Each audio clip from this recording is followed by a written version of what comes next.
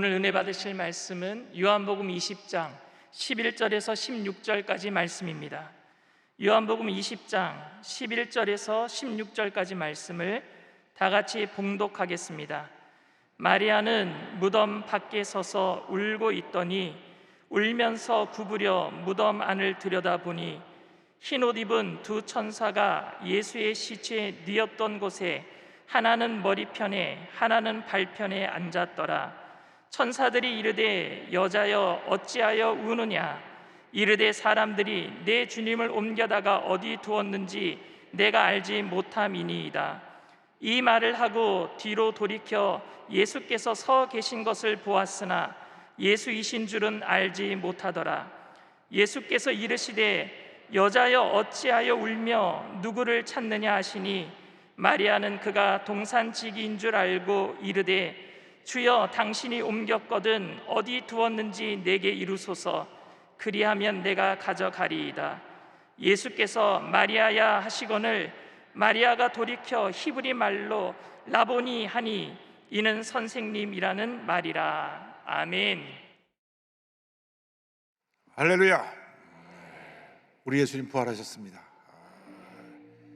기쁨으로 우리가 인사 나눕니다. 예수님 부활하셨습니다. 오늘은 참으로 좋은 날입니다. 우리 모두에게 좋은 일이 일어납니다. 할렐루야. 기도하겠습니다. 사랑과 은혜와 자비가 무한하신 하나님 아버지, 이 복되고 좋은 부활절 주일에 주님 앞에 나와 예배드립니다. 예배를 통해서 주님 홀로 영광을 받으시옵소서. 간절히 기도하오니 코로나19가 속히 종식되어지게 하여 주옵시고 우크라이나의 전쟁이 멈추게 하여 주옵소서. 더 이상 피해자가 늘어나지 않게 하여 주시고 전쟁이 그치고 평화가 나오게 하여 주셔서 하나님의 은혜와 사랑이 그곳에도 넘쳐나 속히 저들이 회복하고 일상으로 돌아올 수 있도록 은혜 내려 주시옵소서. 영광을 주님께 돌리옵고 예수님의 이름으로 기도 올리옵나이다. 아멘. 사랑하는 자여 내 영혼이 잘됨 같이 내가 범사에 잘되고 강건하기를 내가 간구하노라.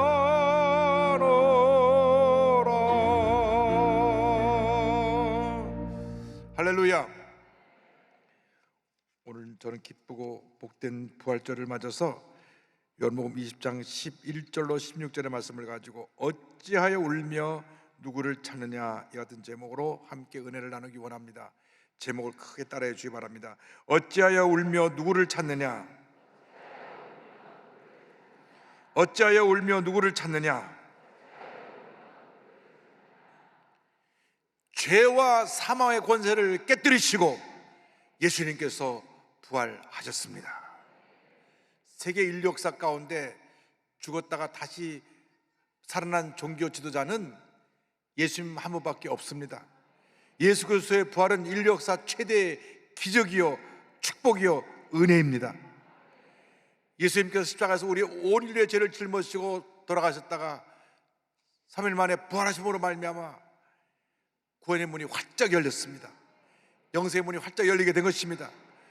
누군지 예수를 믿기만 하면 죄와 사망에서 구원받고 하나님의 자녀가 되어 영생의 축복을 받게 된 것입니다.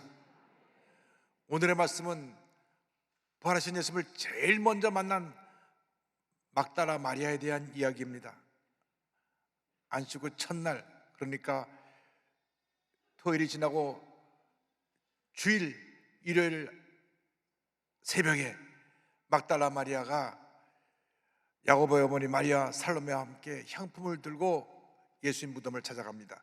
마가복음 16장 1절 2절입니다. 안식일이 지남에 막달라 마리아와 야고보의 어머니 마리아와 또 살로메가 가서 예수께 바르기 위하여 향품을 사다 두었다가 안식 후 첫날 매우 일찍이 해돋을 때에 그 무덤으로 가며, 그런데 무덤에 가보니까 무덤을 가로막은 큰 돌이 치워져 있었습니다.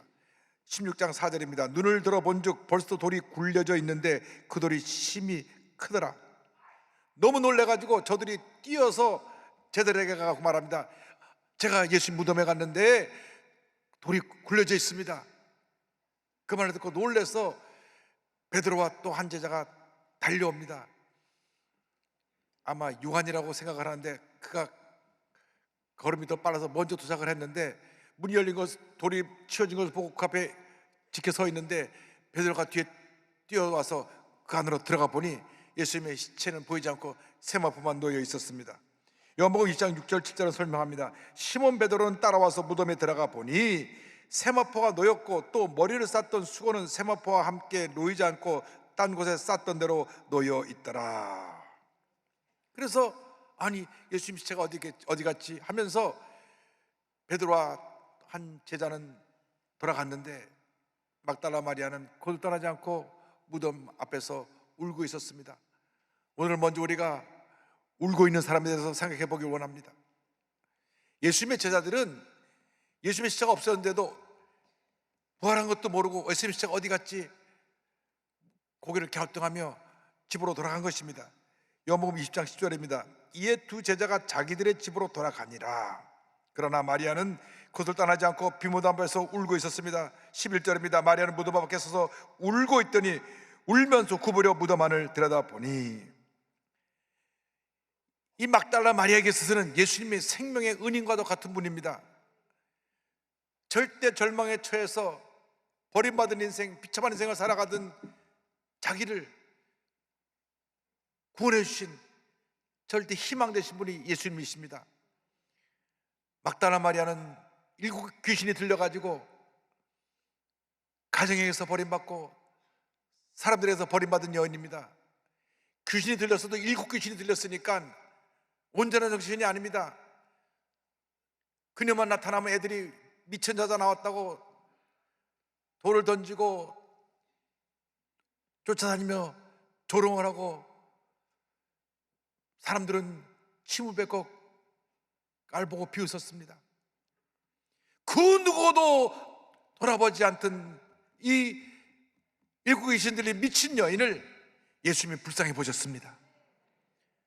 우리가 때때로 상처받고 절망 가운데 처해서 사람들이 우리에게 고개를 돌리고 우리를 돌아보지 않을 때에도 사랑 예수님은 절망에 처한 우리를 와서 살펴보시고 우리의 문제를 해결해 주시고 우리의 병을 고쳐주시고 우리를 새 사람으로 만들어 주시는 것입니다.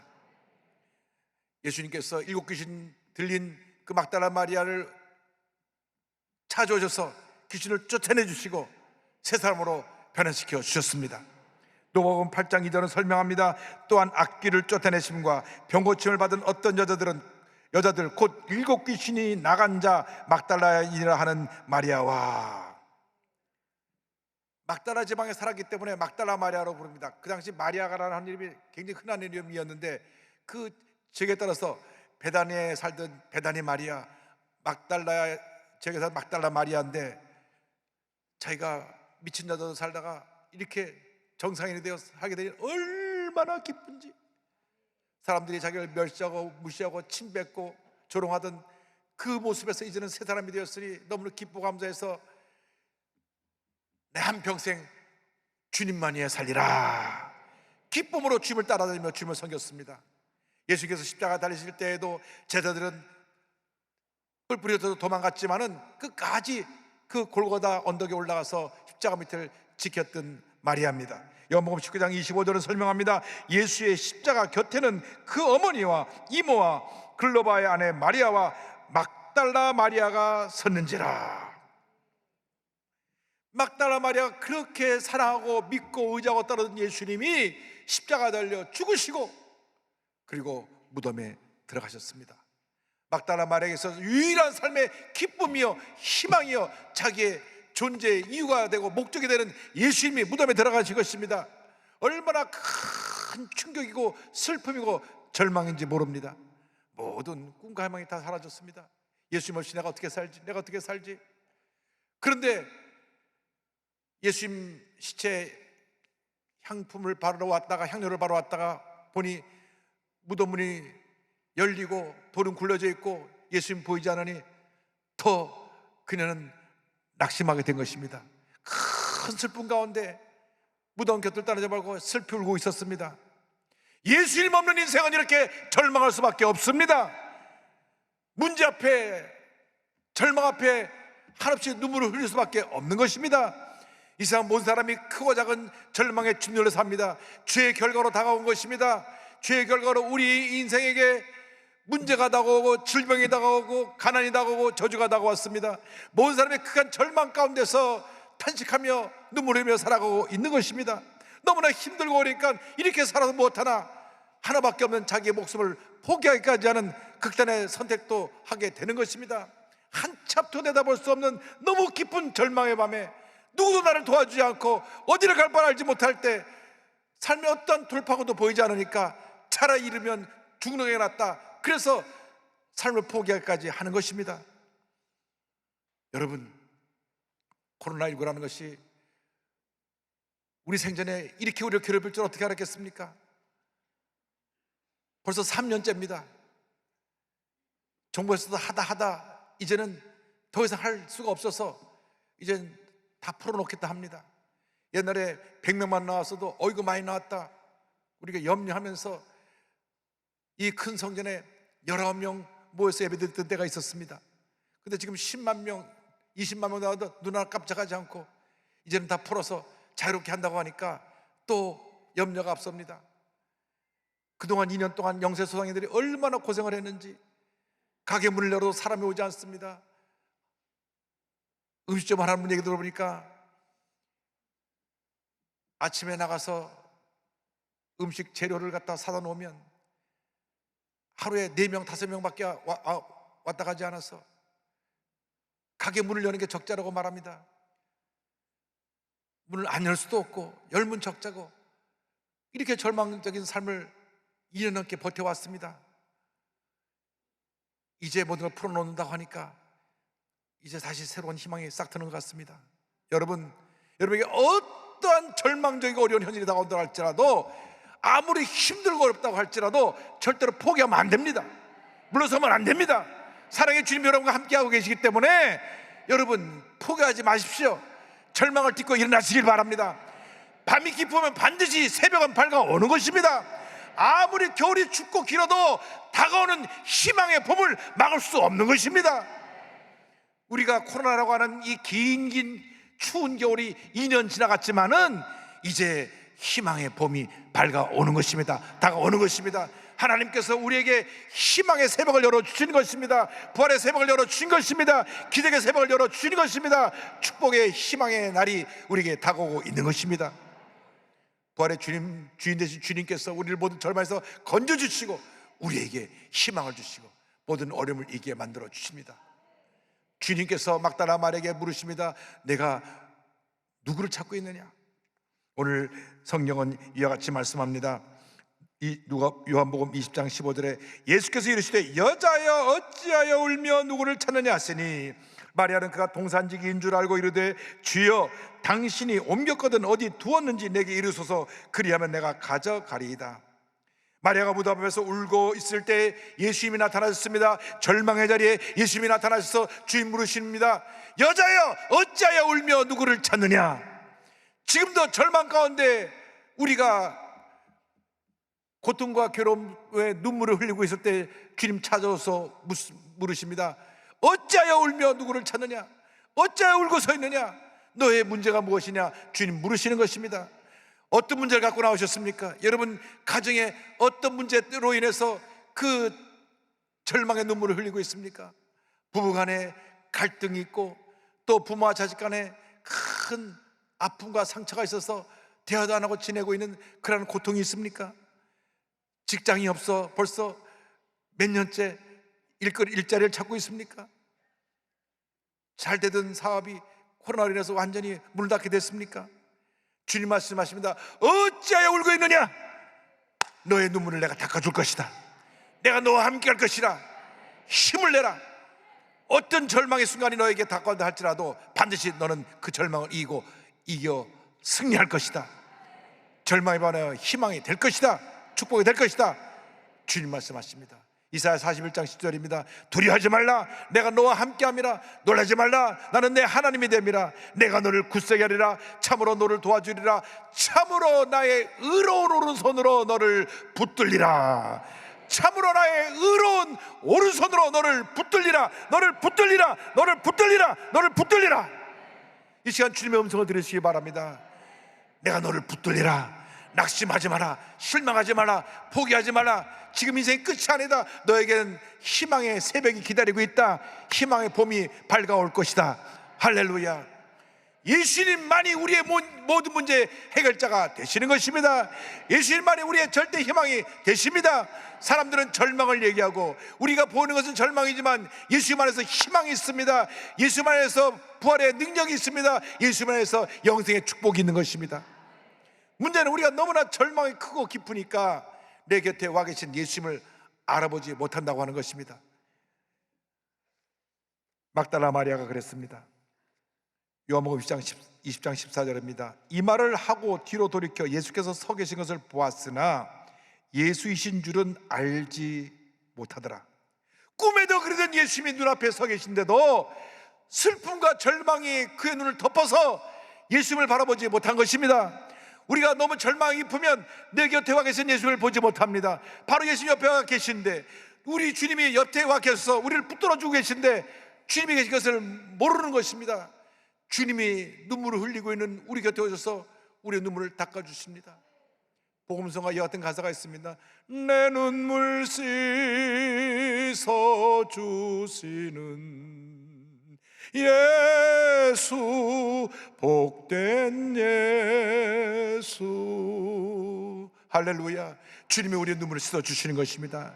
내 인생에 가장 어둡고 춥고 절망의 밤이 깊은 그 자리에 한없이 눈물만 흘리며 베개니 물 젖히고 밤에 잠을 자지 못하고 뜬 눈으로 밤을 샐 때 주님이 옆에 와서 나를 꼭 안아주시고 내가 너를 사랑한다. 그만 울고 울음을 멈추고 내 손을 붙잡고 일어나라 말씀하십니다.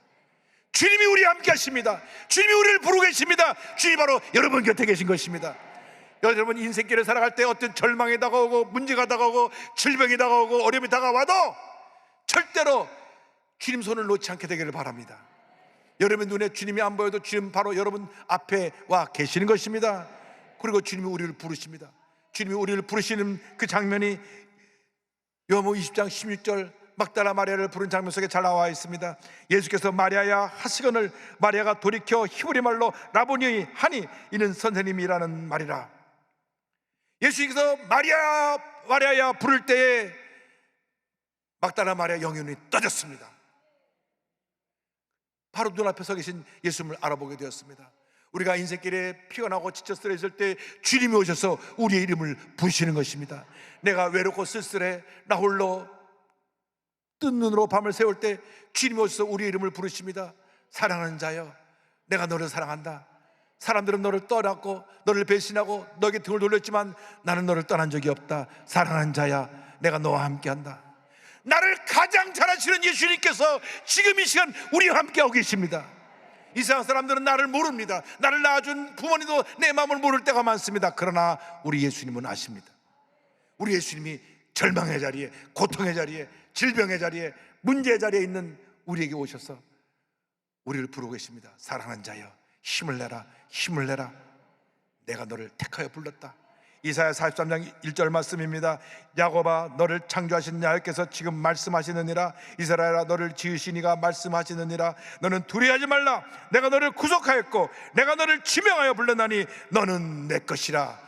내가 너를 지명하여 불렀나니 너는 내 것이라. 너는 내 것이라. 너는 내 것이라. 너는 내 것이라. 할렐루야. 주님이 우리를 부르셨습니다. 너는 내 것이라고 부르신 것입니다.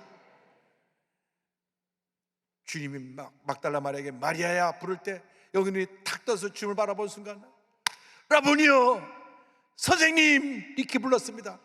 그가 라보니요, 선생님이라고 부른 것은 크고 위대하시며 영원히 존경받으실 나의 주님, 나의 모든 것을 바쳐 따라갈 나의 주님을 그녀는 믿음으로 고백한 것입니다.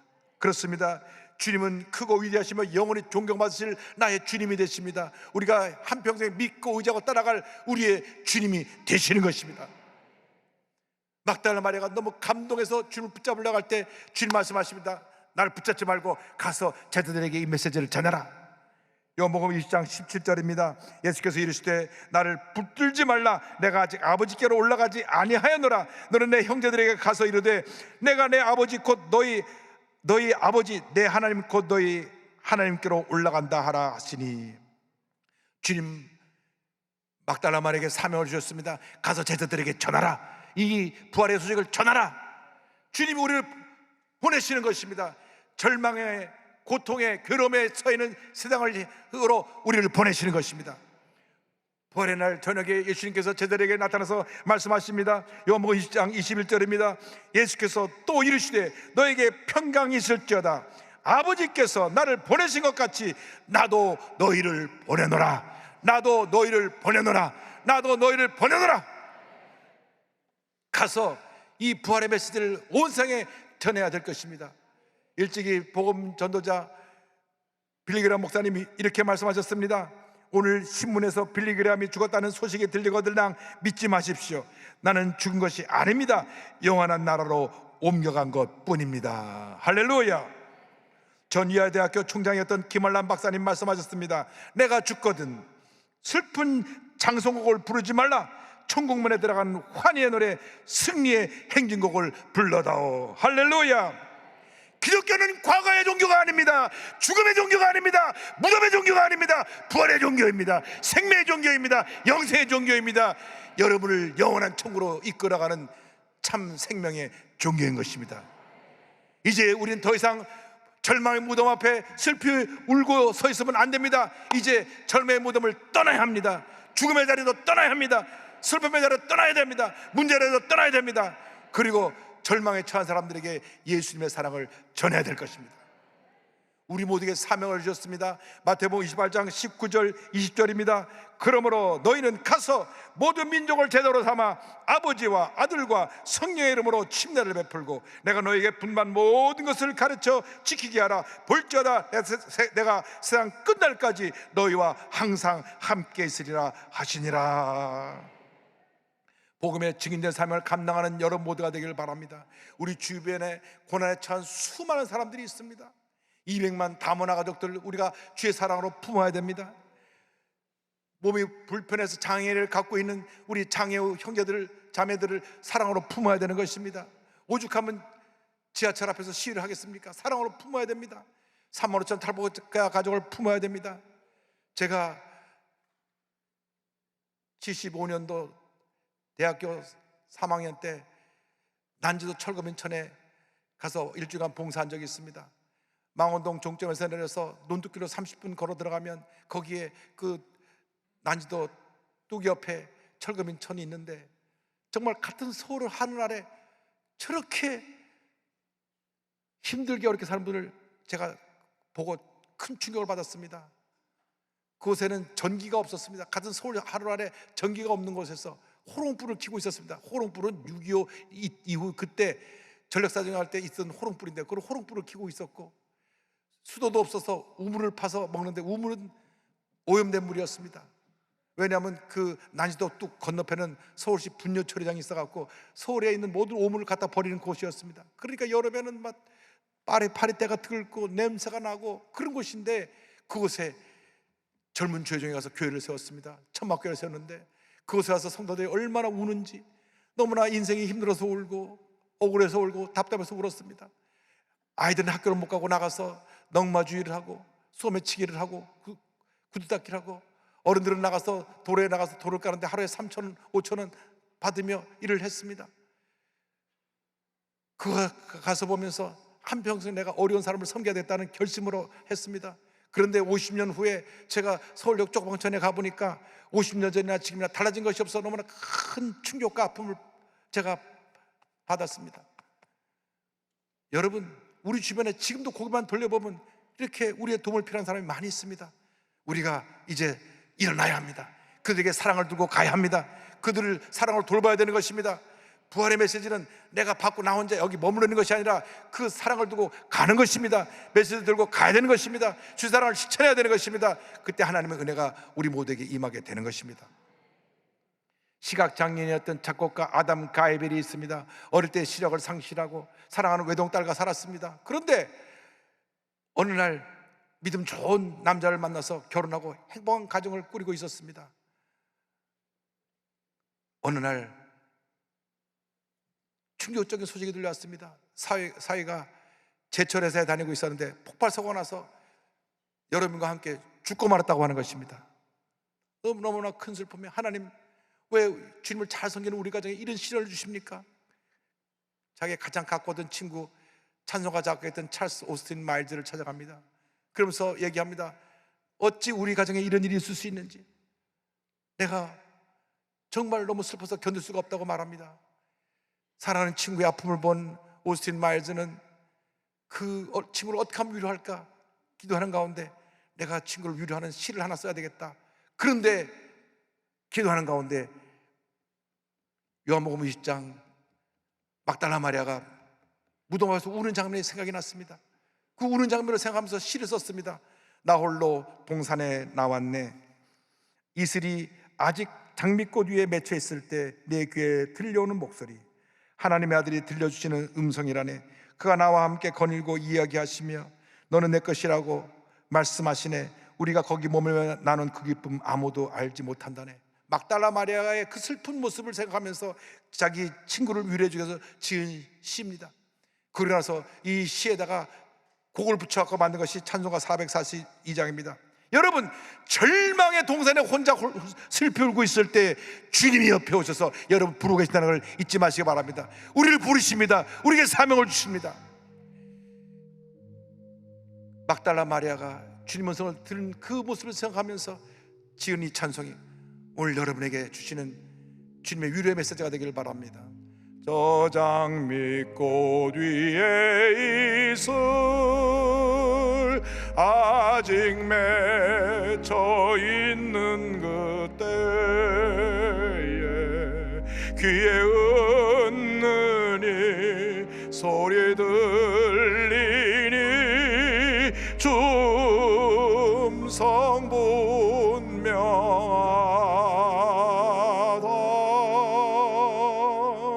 주님 나와 동행을 하면서 나를 친구 삼으셨네. 우리 서로 받은 그 기쁨은 알 사람이 없도다.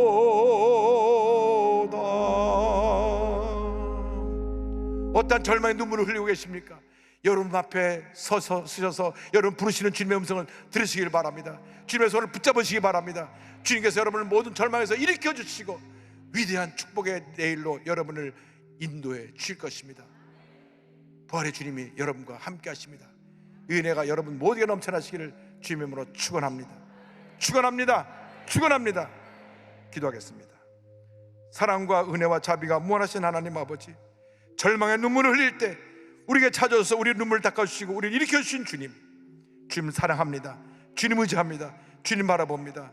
한평생 주님 영광에 살아가는 저희 모두가 될 수 있도록 은혜 내려 주시옵소서. 감사하고 예수님의 이름으로 기도 올리옵나이다.